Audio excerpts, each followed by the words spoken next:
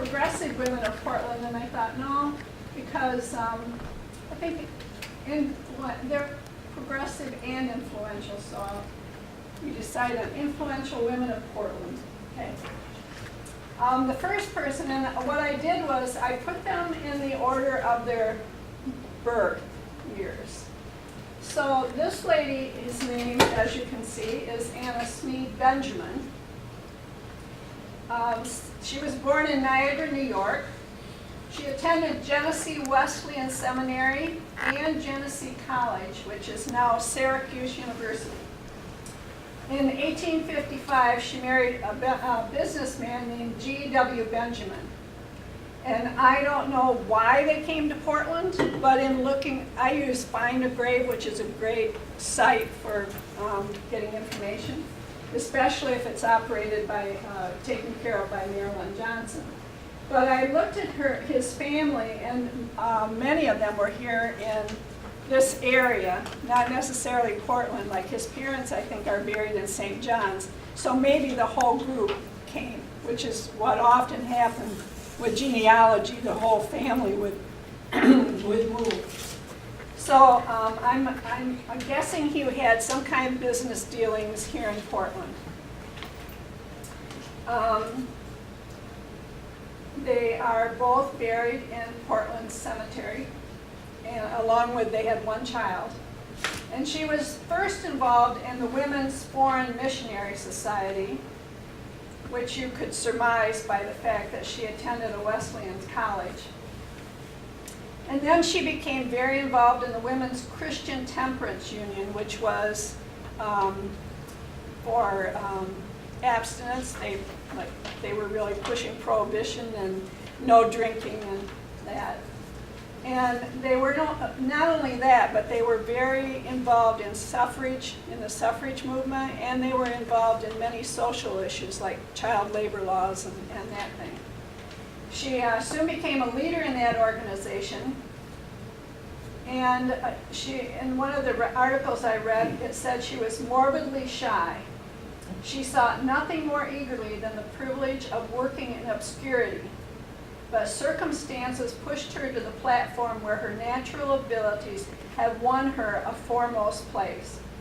So for 30 years, she was president of the 5th District of the Women's Christian Temperance Union, and I don't know what their governmental organization was like, but how large a 5th District would have been. And she was the national parliamentarian for the organization, so she would have been up there with many of the leaders of that Christian Temperance Union. And I'm quoting, "She was a recognized authority on parliamentary usage and was frequently called upon to give drills in towns where the WCTU was active. It was said that she always attended the national conventions and could be properly termed the power behind the throne, for she practically directs the manner and handling of the business of the sessions. She lived to see the passage of both the 18th and the 19th Amendments, and she died in Grand Rapids on June 1st, 1924. The next person is Mary Elizabeth Newman Rice, and she is truly a native of Portland because she was the first white child born in Portland. And it's because of her that we know so much history about Portland. Her written account of her early pioneer life has been used for many school reports and is one of the few on-the-spot accounts that is available. Her father operated the Newman flouting mill, and upon her marriage to Napoleon Bonaparte Rice, a Portland school teacher, he was taken into that business. And then it goes, I have a quote from her autobiography on how Portland became known as Portland. But she was very influential in the Women's Literary Society. And I have an article that says, even though women didn't have the vote, they were still able to get many of their ideas passed because they were the like the power behind they didn't need suffrage. Okay, the next person is Gertrude E. Morehouse, and I'm sure many of you have seen this picture before, and it's the only one I have of Gertrude, and she's right in the front in the middle. She was the daughter of Sarah and Albert Morehouse and a sister of Estelle Morehouse Human, and she was the first female lawyer in Michigan to be commissioned as a notary public. And this happened, Governor Bagley, who served from 1873 to 1877, made the appointment. So some of these women were born in Portland, lived in Portland all their lives, used their influence in Portland, like Mary Newman Rice.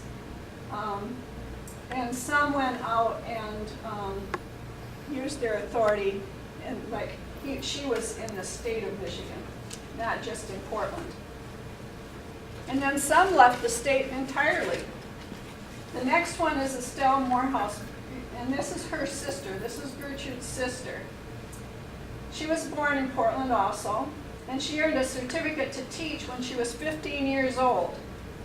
After age 18, she worked steadily for the next 19 years as a teacher in various Michigan towns. Her last years of teaching were spent in Lansing, where she obtained work as a clerk in the State Auditor General's office. She left that position to study at the Kindergarten Normal School in Columbus, Ohio. There she learned Frederick Frebel's methods for teaching kindergarten, and she moved to Globe, Arizona in 1880, and then to Tucson, Arizona in 1881. In both those towns, she established the first kindergartens based on Frebel's teachings.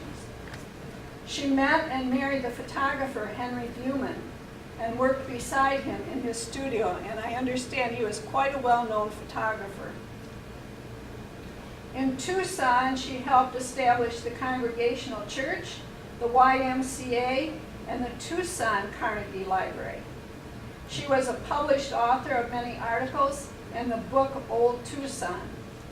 And if you want more information on her, there's a website, artistbooks.com, and she also has a long family history written on her Find a Grave site.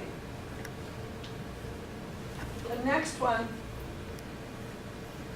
is Anna Banfield, and the Banfield name is quite well known here in Portland. She was married to Thomas Banfield, who was an influential businessman here in Portland. He operated not only a store, but he had a mortuary or a funeral home in the back of the store and sold caskets. She was a member of the Ladies Literary Society and was credited with writing to Andrew Carnegie to solicit funds for the building of a library in Portland. Carnegie agreed to contribute $10,000 for the building of the library if a site was provided, and if the taxpayers agreed to provide no less than $1,000 a year to maintain it. The Banfield's daughter, Edna, became the second librarian of the Portland Library, where she served for 18 years. And it's in Anna's worked in an article. It said she labored diligently at the last township election at which a Carnegie Library was voted upon. Oh, I had the wrong quote. Their efforts showed that women did not need suffrage to assert their rights, as the proposition carried with but a few dissenting votes. So we can credit Anna Banfield with helping us get the Carnegie Library that we have today. Okay, the next one. This is Dr. Lynette Powers, and Dr. Powers, I'm very interested in Dr. Powers. She was a physician in Muskegon, which is where I'm from, and so I would hear lots of stories about Dr. Powers. She was the daughter of Charles and Inez Powers, and her dad operated Powers Pharmacy, which is next door to this one, or 2 doors, I think it's right next door. This building? Where the store was, yeah, in that building. And she would help her dad in the pharmacy, And then she would also go out with one of the country doctors and make calls. Well, she graduated from Portland High School in 1892, and then she attended Northwestern, where she earned her medical degree. And she moved to Muskegon, where she established her medical practice. Excuse me. And in 1904, she was named the first department head of the obstetrics and gynecology department at the New Hackley Hospital.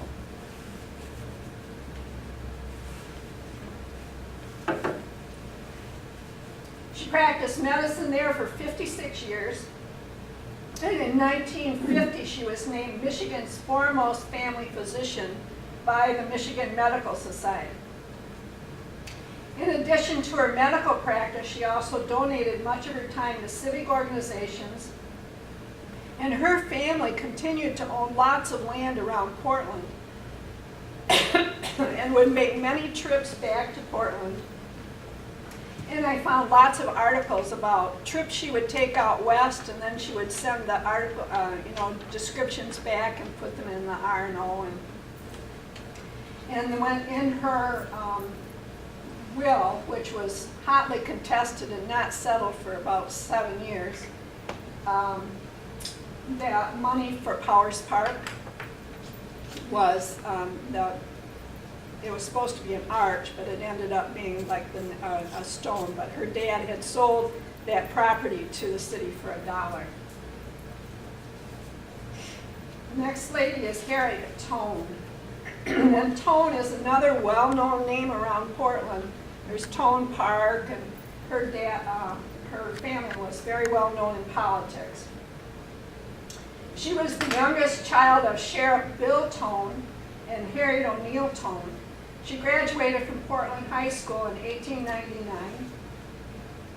She was interested in the social advancement of women in society and became an active member of woman club movement. She studied domestic education for a year at Michigan Agriculture College, which became Michigan State. And she received further training at Thomas Training School in Detroit.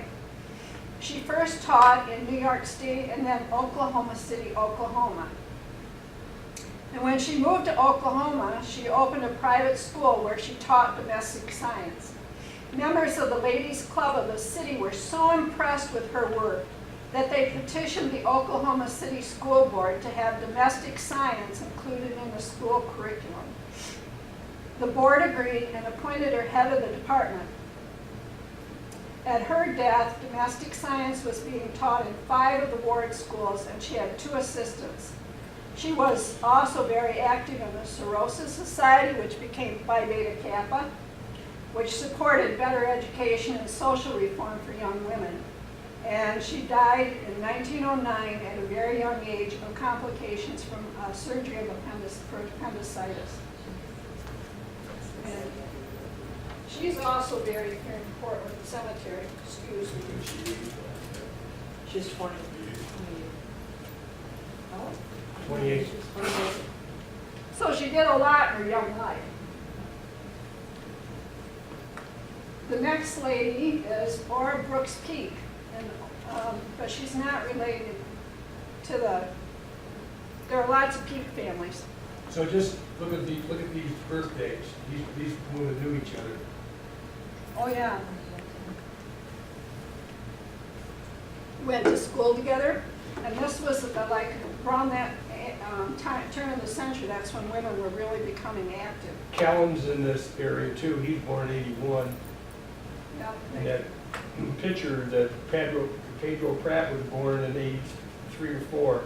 So they're all contemporary. Yeah, and if you see some of these school pictures and that, they're in the pictures together.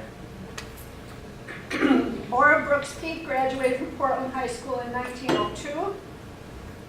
She went on to study at the University of Michigan, eventually earning a PhD in 1935.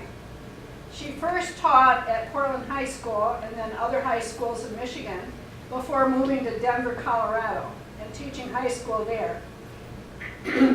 She then moved to Greeley, Colorado, and joined the faculty of the Colorado State College, which is now the University of Northern Colorado. She authored 2 books while teaching there, The Colorado Range Cattle Industry and The History of the United States Indian Factory System. And one of those books, I have one of her books and it's up in the showcase at City Hall.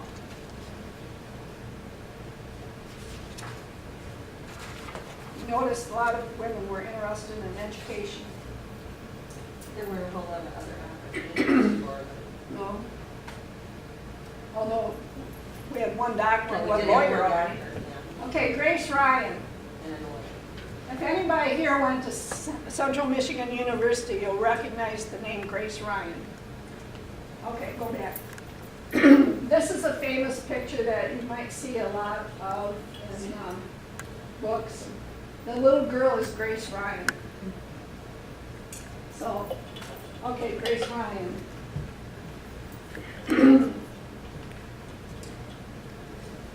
She graduated from Portland High School in 1913. She attended Michigan State Normal School in Ypsilanti, and she joined the faculty of Central Michigan University in 1923 as a member of the Physical Education Department. She earned a Master of Arts from Columbia University in 1931, and in 1937 she added a recreation minor to the Physical Education curriculum of CMU. It was one of only 4 in the United States at the time. And in 1942, she founded a folk school modeled after a program at Berea College in Kentucky. She was a nationally known consultant for college programs in physical education. She authored Dances of Our Pioneers, which we also have a copy of. And in 1974, Ryan Hall at CMU was named in her honor. Next one, Gail can help me with this one. Sarah Rice. Don't know. And I have her, I thought I corrected her name. I think she's S-A-R-A-H. I was sure I corrected her. Anyway, Sarah McCormick Rice was born in Clare, Michigan. She attended Ferris Institute and worked as a stenographer at Portland Manufacturing. In April of 1920, she became the first woman in Portland elected to a political office. And her opponent was also a woman. She was elected township treasurer on the Republican ticket. And Sarah Rice, and you'll see lots of pictures of Sarah Rice with her husband Oscar, and Bessie and Leo Lehman, and Jay and Mabel Clark, and Richard Bates and his wife. So Sarah was very active. And should I add any more about Sarah? Wasn't she also, didn't she also get she was the second one to actually register a vote? Once, I mean, she was our first elected official, but wasn't she also, once women got the vote, she either was the first or second one to actually vote? She wasn't I the think. first one, Yeah, I think she was she got beat out by one other woman. but she was the first one elected, who Right. ran for public office and was elected. Okay, the next one is Etta Wozniak Plant. Oh, there's another there's one the of Sarah's. group. There's the group of women. And Sarah, you can always picture Sarah because she has her glasses on. But lots of photographs of those 4. They had a lot of fun together. Okay, then the next one is Etta Wozniak Plant. Oh, sorry, Flossie Smith. I'm a little out of order. Flossie. Okay. Flora Higgins Smith was called Flossie by her friends, and she was born October 6th in Danby Township. She was educated in the Portland schools and briefly taught there. But she decided teaching wasn't for her, so she enrolled in nursing school in Grand Rapids, and I think that was like one of the first nursing schools. When the United States entered World War I, she volunteered to be a nurse. She trained at Camp Wadsworth in South Carolina, and after training, she sailed to England and then to France, where she was both a nurse and an ambulance driver. After the war, she returned to Lansing, where her family lived, and she worked as a visiting nurse. In 1928, she and another nurse were the entire staff of the Lansing Visiting Nurses.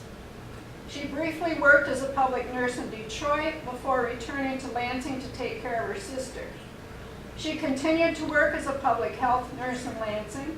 She was also a trustee in the Universalist Church and was involved in the WCTU, the Women's Christian Temperance Union. She eventually lost her sight and moved to a home in Grand Rapids where she died. What was she, when she really, this is, it says she died in 1881, but she was Oh, I born in meant 1886. I guess I have lots of typos. 1990. When did she really die? When did she really die? I don't know. 1981. Is that what it was, 1980? She had a long life. Well, yeah, lots of these women were Yeah. really old. But she even wrote, she wrote about all the hardships she was facing, but she's in the World War I, because it was a horrible trench warfare. But she encouraged other women to volunteer. Wasn't she, did you say she was an ambulance driver? Yeah, she was an ambulance driver and a nurse, because nurses, they weren't even commissioned. They were, they didn't get, so the men got medals and the men got pension, and she had nothing. She just was sent home. Volunteer. Yeah. Okay, now we have Etowah's new plant. She has the distinction of being the first woman in Michigan to cast a ballot in an election and this was for the school. When the school burned down and they had a millage, that was the first election and she was voted in. Because women in Michigan were allowed to vote. The state legislature passed women's suffrage before the national, so women could vote in Michigan. So this was in December 10th, 1918. But she wasn't the first woman to register to vote. Someone else did that. But because she's an early riser and she went to the polls, she became the first woman in the state of Michigan to cast a vote in an election. 126 women voted on that issue. And prior to her marriage, she had worked at the Alton Ramsey plant. And her husband was a businessman. Lots of these women had husbands who were businessmen in Portland. And he was a butcher and he had a piggery. And her son, Bud Plant, was an aviator. And Bud Plant he was also a great baseball player, as was her husband. And so Bud Plant Field is named after him. And she never gave up hope. He was shot down. I don't even know if they have his body, but the monument is in the Philippines. But she never gave up hope that her son would return. Okay, the next one. Lucinda Burhans. Lucinda was the daughter of Carrie Ramsey and Llewellyn Monroe. She attended Northwestern University too. Lots of women from Portland attended Northwestern. She also studied music in Cleveland and New York and Philadelphia. She married a Portland native, Dr. Ernest Burhans, and they moved to Peoria, Illinois, where Dr. Burhans was the coroner. But she enjoyed an international singing career. She performed in operas in the Metropolitan Opera House and the Royal Opera House in London. Okay, now we're getting up to more recent, and many of you will remember some of these people. This is Lucille Esch, and she's working at the library. She was the librarian, as you can see, from 62 to 73.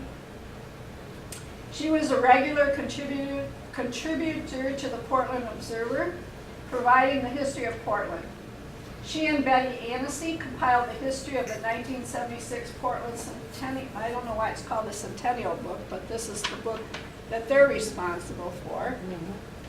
And she also, in Torp Smith's collection, we found her book on the geology of the Grand River, which is very extensive. Excellent source. Next one. This is Betty Annecy. And Betty Annecy had a very interesting very interesting history. And probably some of you remember Betty Anniston very well. Betty graduated from Portland High School in 1934 and from Michigan State in 1938. She was employed as a social worker until 1942 when she joined the Women's Army Corps. She was commissioned an officer on November 7, 1942. She was an executive officer for the WAC companies in New York and San Francisco and was consulted by Eleanor Roosevelt concerning the prospects of Puerto Rican women playing a more active role in their Commonwealth government. Before returning to Portland in 1967, she and her husband, who was also serving in the Army, lived in Germany and other locations in the United States. She served as the head librarian at the Portland Library for many years. And while working there, she was instrumental in founding the Portland Area Historical Society. She also co-authored the 1969, this says Portland Centennial book, so I don't know why Lucille said the other. She was also active at the First Congregational Church, the Ladies Literary Society, the Ione County Historical Society, and many other organizations. So we have many of her recordings. Okay, and they're together. Okay, this is Claudia Keisch, and I'm sure some of you remember Claudia Keisch too. Oh, yeah. She was born and educated in Grand Rapids. She had a BA from Western and a master's from the University of Michigan. She was both a teacher and a counselor at Portland High School for 39 years. She served on the city council and served as the first and only woman president of the village because Portland became a village in 1969, so there were no other chances for women to be president. And I understand that the president's duties were much like the mayor's duties. Okay, and the last one is Marion Hilligan. Marion Hilligan was the first and so far the only woman mayor of Portland. She was born in Germany in 1946. Her mother remarried after the death of her soldier father, and the family moved to Michigan, I think someplace by Detroit, when she was very young. She first worked as a school secretary in the Ypsilanti area. Then while at the University of Michigan, she met her husband, Barry Hilligan, and moved to Portland with him in the early 70s. She worked for a while as the receptionist in his dental office. They eventually divorced, and she returned to school. She earned her BA from Michigan State in 1986 and her law degree from Cooley Law School in 1989. She worked for Cooley Law School, eventually becoming a full professor and dean of campus in Grand Rapids. She first became interested in city government when there were plans to tear down Brush Street School, and she joined the Planning Commission. She eventually ran for city council and won. She became the mayor after the April 19, 1999 election. The first thing she undertook was the construction of a new city hall. Other projects she was involved in were the Light Grove, the Red Mill, the improvement of the city streets, and the river trail. I'm going to quote Mayor Barnes here. Mr. Flanders, Economic Development Director, Tom Dempsey, City Manager, and Mayor Hilligan worked well together and had similar ideas for the future of Portland. Thanks to their efforts, Portland was named one of the first Michigan Main Street communities, which led to the Cool Cities designation. Portland remains the only Michigan city to be awarded Main Street status and Cool City status independently. She was also on the Portland Community Arts Council of Directors. She died in Lansing at the age of 61 of scleroderma. Yeah. And there are many, many influential women in Portland who could have been included. I could do a whole nother program on a different list of women, but this gave you a variety of women in arts, in government, education. So that's the conclusion.